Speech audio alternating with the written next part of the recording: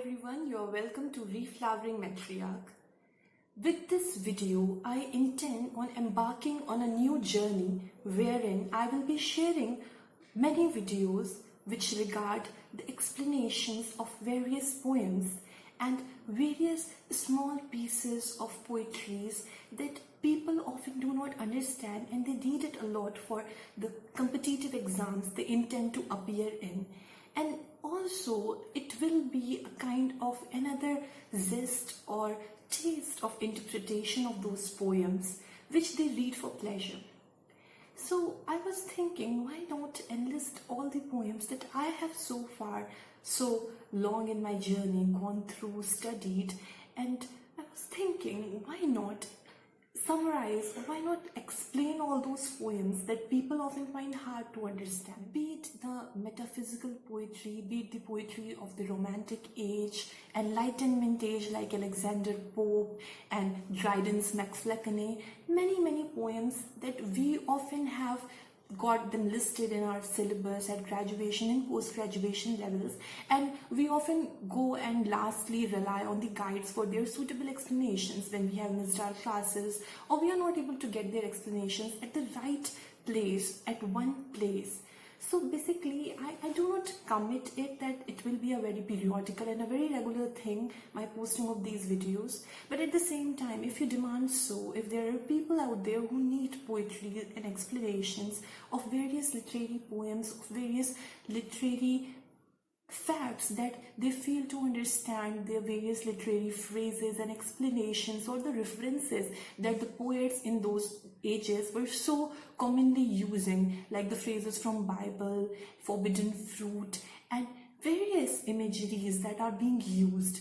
So I intend at putting forward a separate playlist wherein I'll be explaining all those things, wherein I'll be sharing my favorite poems with you along with the beauty of their explanation, with my interpretation, and doing so I will get to know what is there that a literary technician actually needs. So as we must be aware, and if we are not, we ought to be aware that John Donne was a metaphysical poet, and by metaphysical poet, all you need to understand, something that is very crucial to its part, is that metaphysical poetry involves a heavy usage of conceits. Conceits are like strong metaphors, comparing things to such objects that would be deemed impossible, comparing things to such objects or such simultaneous happenings that are entirely unlikely. You are comparing lovers to the two ends of a compass. Like, nobody will actually really think of it unless you go to fathom the depth of what is going through a poet's mind, what is crossing a poet's mind while he is or she is writing down that poetry. So firstly, the Good Morrow. It is one of my personal favorites, and it is beautiful, it is superfluous, it is melodious. It is very beautiful and melodious how the poet put forwards very precisely. He is saying everything that is coming to his mind while expressing his love to his beloved, and it is so affectionate and so at the same time so reassuring of his love that one really wonders, like, if we are lucky to find that kind of love in our life, we do wonder that how beautiful, how very articulate. It is exactly the thing that I wanted to say to my beloved. So let's begin. He says, I wonder by my troth what thou and I did till we loved. Were we not weaned till then, but sucked on country pleasures childishly? Or snorted we in the seven sleepers' den? 'Twas so, but this all pleasure fancies be. If ever any beauty I did see, which I desired and got, 'twas but a dream of thee. So he's saying that by my troth, this is the expression in the very first line, and it says, I wonder by my throat. By my throat means I'm swearing it on my life, that I really wonder, I'm really surprised what we were doing before we had actually met. What was the purpose of our life? Were we even having a purpose, or we were just spending our life away, throwing it away on useless and futile adventures, useless and futile things. So he's saying that I really, really wonder what we were doing before you and I met. Then he says, were we not weaned till then? Weaned till then is an expression which means weaning is actually an act in which a child is separated from the mother's breast or from the mother's feet after he or she has completed that duration, 6 months or whatever used to have been prescribed in that age. That is a process of separating a child from mother's milk to a regular diet. So he's saying that were we not weaned till then? Were we still like babies? Were we still not actually alive in senses? Because it is actually believed that when a child is separated from that mother's feet, he or she actually starts to have a life. They start learning new things. They start seeing the nature, the beauty of life. So he's saying, really, beloved, I do not know what you and I, what we were doing till we actually met each other. And I think that we were not weaned till then, that we were not actually living with, that we were mere infants till then. But sucked on country pleasures childishly, or snorted we in the 7 sleepers den. So this whole line carries on forward. He's saying, were we not weaned till then? I'm wondering, were we not separated from our mother's feet till then? And we were sucking childishly on country pleasures. Country pleasure means futile pursuits. Were we actually chasing things in life that have no sense, that carry no authentic meaning? So he's just saying that, were we just chasing futile things by that time? Were we wasting our lives away? Were not we wasting our lives away? Because obviously I did not find you then, you did not find me then, and whatever time we were spending in doing anything that does not directly embrace or binds our love was just a waste of time. Or snorted we in the 7 sleepers den? Snorted we in the 7 sleepers den? 7 sleepers den is again an expression here, and it means into things that intoxicate, things into drug, like sleeper's den. What do you understand by a sleeper's den? Sleeper's den is a place where someone is sleeping, someone is not awake and in full senses. So here the poet is implying that we were actually not in senses till the time we did not meet. Our meeting created senses in our lives. Our meeting gave a meaning to our lives, and before we had met, it was like we were under some influence of an opium or some heavy intoxication, and we did not know whatever was going around us. So we were chasing smaller pleasures, we were chasing country pleasures, we were childishly pursuing those things that have no meaning, that have no essence to them, and we were like the babies that have not been weaned from their mothers. So this is the beauty, this is the depth of his expression, and how openly, how explicitly he is giving meaning to his immediate feelings, that I really, really wonder, beloved, what we were doing before you found way to me and I found way to you. Like Shakespeare said, journeys end in lovers' meeting. So that's also a kind of meaning that can be generated from this, that actually our life began the moment we met. Now look at the other lines. 'Twas so, but this, all pleasures fancies be. If ever any beauty I did see, which I desired in God, 'twas but a dream of thee.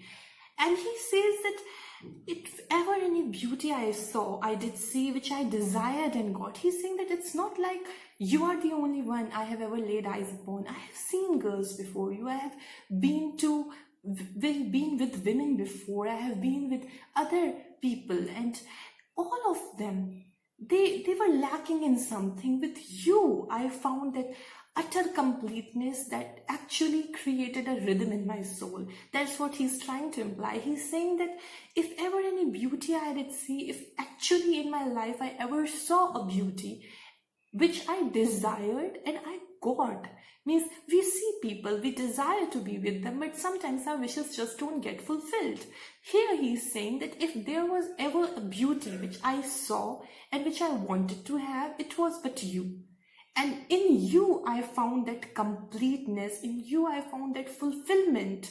Other people were like shadows, they were not actual, they were not real to me. You are the real feel. So once again I will read this para. I wonder by my troth what thou is you, and I did till we loved. Were we not weaned till then, but sucked on country pleasures childishly, or snorted we in the seven sleepers' den?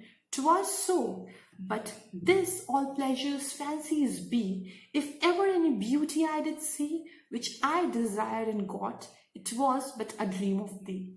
It was but a dream of you. You are the dream that have come to life when we met. You are the person for whom I dreamt and who I actually got for real. Next stanza.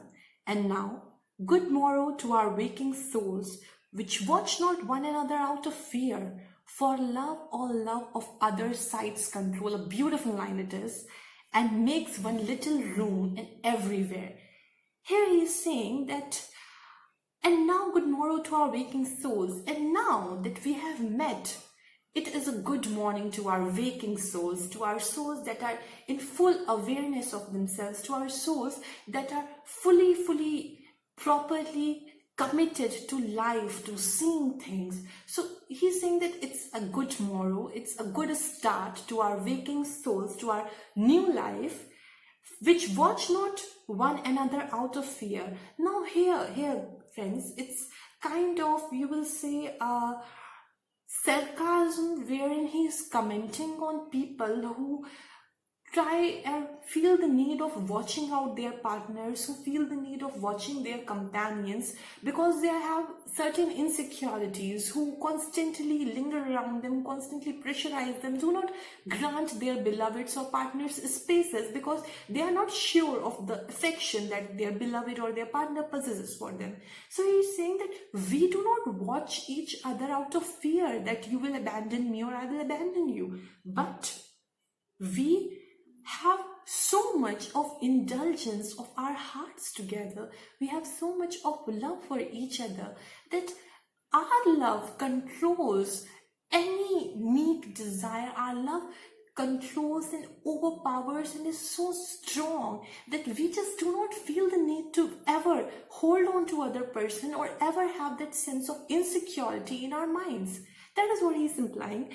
Which watch not one another out of fear means there are marriages in which there is insecurity, there are relationships in which there is an insecurity experienced by one or the other partner, wherein the other person just doesn't lets the partner have some space because they constantly feel the need to watch. They start acting police. So we do not need to act police. We have so much trust in each other. We have so much love for each other that our love for each other controls the love for all other sides. In all other sides, by this expression, our love controls the love of all other sides. He's implying that we have so much indulgence into each other, we are so much into love, that our love for each other has completely overpowered the love for any other living or non-living object or person. We will never need to be that watchful because we are always in love and we are always going to be that overpowered feeling. We are always going to have and possess that feeling. And now good morrow to our waking souls, which watch not one another out of fear, for love, all love of other sides controls and makes one little room in everywhere. So here he is saying that when the love is true, when the love is pure, when the love is strong, that love controls a person's love for all the other sides, and it makes the little room in which the lovers are together and everywhere for them in the world. Like if you get a chance to be with your beloved in one single room, no matter even if it is a small space, a small sized room, if you are truly in love with that person, if that person is truly in love with you, you would feel not the need to Leh Ladakh or some exotic beach with that person. That little room in which you two would be there in that moment, in that time, would be in everywhere for you. You won't have that urge to go somewhere else to see or examine other beauties, because the beauty of that beloved will be right in front of you, and that would be enough to satiate you. Now, in the next three lines, there is kind of a signal towards the colonizing urge of that time, towards the scientific consciousness, towards the explorations of that time. He's saying that let sea discoverers to new words have gone. Let maps to others words on words have shown. Let us possess one word, each hath one and is one. He's saying let the sea discoverers go and discover whatever new land they are upon too. And whatever new target they have on their minds, whatever new place they want to discover, let them go. Let us not bother ourselves with their sense of incompletion because they are trying to find new lands. They are not contented with what they have right now. They are not contented with how much of the lands they have explored and found out so far. Let maps to other words on words have shown. At the same time, he's saying, let them keep piling new maps upon maps. Let them keep drawing lines. Let them start putting whatever tag of a new nation they discover. Like if they are discovering Vasco da Gama discovered India, he discovered Christopher Columbus, he discovered America. So let them give tags to the places they are traveling to and to the places they kind of feel are new. Let them put the tags to it. We are not to be bothered by what these people are doing because these people are actually not contented in what they have found so far. They need explorations to keep the life in them alive, but we, darling, we have each other. We don't need to explore new land. We do not need to have new places to explore, to go to see discoveries, to go alongside new maps. We have to discover each other. My discovery is you, your discovery is me, and in discovering each other, we have already attained that fulfillment, and we have a lot yet to explore about each other, and that is what the journey of love is about. So he's saying, let sea discoverers to new words have gone, let maps to other words on words have shown. Let us possess one word, each hath one and is one. Now he's saying, let us possess one word. Let us possess one word means let us be the master and mistress of one word. Each hath one and is one. This is a very, very beautiful line. This is a very meaningful line. It is giving such explicitly beautiful and loving meaning. It's saying that let us possess one word. We will be in the possession of one word. Each hath one and is one. Each hath one is that I have a word and that word is me and that word is for you because you are my beloved, and you have one word and that word is for me because I'm in love with you. So this is simple. You are my word and I'm your word. So we both have one word for each other and together we are one word too. Each hath one, each is in the possession of one word and the other person is in the possession of another word. So I be your word, you be my word, and let us be contented in our one word. So my face in thine eye, thine in mine appears, and true plain hearts do in the faces rest.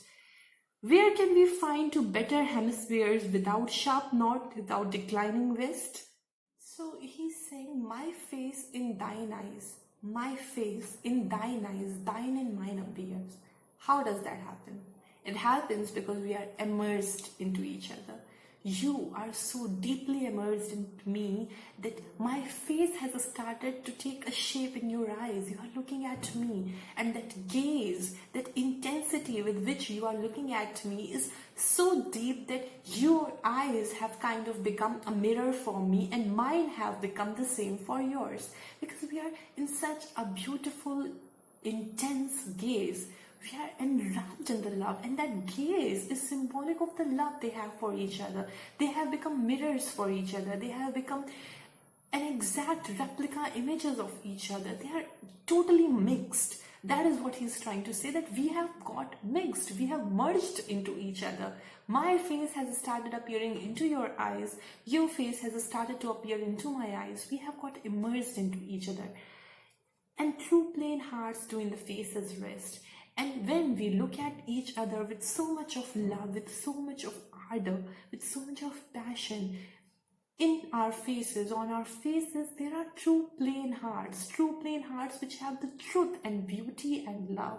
The beauty, the love here is not fake. We are truly passionate for each other, and in our faces that picture is painted. It is an autobiography of our love. Our faces have become the autobiography of our love.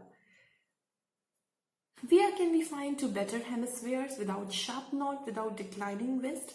He's saying just like the earth has two hemispheres that complete it.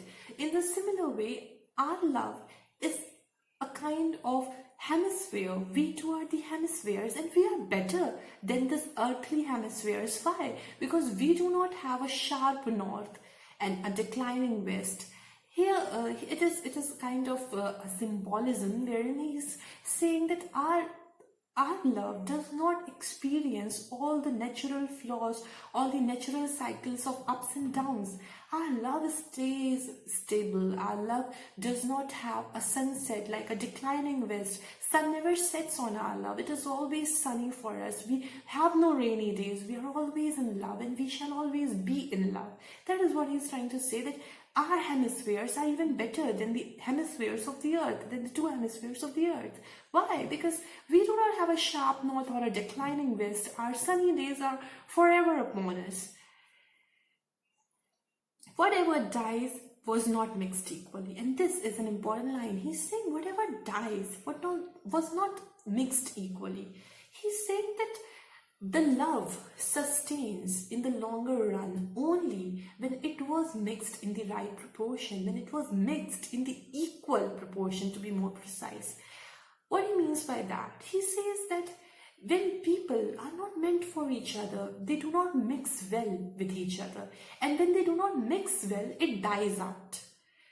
For the love, for the relationship, for a marriage, for any companionship to stay till the end, to have that journey till the end, it has to have a proper mixture, a proper merger. And when that fails to happen, actually it dies. But that would not happen to us. He's saying that that would not happen to us because we are mixed. We are so complete. We are like the two hemispheres of the earth. We have no need to go around discovering places. We do not need any maritime expeditions because we have become so much mixed into each other. We dwell into each other. And that dwelling has shown that our love is never ending, that it can never die in our case. If our two loves be one, or thou and I, love so alike, now he's kind of wondering also, he's kind of questioning also, he's thinking also, and he's expressing also in these two lines. You see it. If our two loves be one, if our two loves be one, if the love that you have for me and if the love that I have for you is one love, then thou and I love so alike. And if you love me just like I love you, with the same intensity, with the same fervor, with the same passion, if it is the same feeling that I undergo for you, that you undergo for me, that none do slacken, none can die. Now he's saying that if you love me just as much as I do, if you love me just as honestly and with just as much passion as I do, it will never lessen and it will never die. Means in a way he's kind of teasing his beloved in these lines. He's saying that I love you a lot. I know the intensity of my feelings for you. I know how much passion my heart weighs with for you. But if you also are certain that you also have the same feelings with the same level of intensity, devotion, then our love, I can guarantee you, will never slacken, will never lessen, and will never die. Because immediately in the above two lines, he has said that whatever dies was not mixed equally. So for it to sustain, for it to grow, for it to last in the long run, it has to have that quality of being mixed equally. So if you love me just as much as I do love you, then that love that we two have for each other will never lessen and will never die eventually. It will go forward a longer race. So this was this super expressive piece of John Donne, The Good Morrow, wherein he has just said that my life was a total waste of time before I had met you, before you came into my life and gave it some meaning. And he shows that how much our love is beautiful. He shows how much our love is above this earthly insecurities, above all the feelings that the people of our times do feel. We do not feel the need to grow on and go on with the sea expeditions. We do not feel the need of discovering other things because we have so much to discover with each other, into each other. So I'm sure that you liked this video and you appreciated the explanation. Very soon I'll be up with a new video with a new poem of John Donne or the other metaphysical poets, be it Andrew Marvell or the other ones. Thank you and keep watching.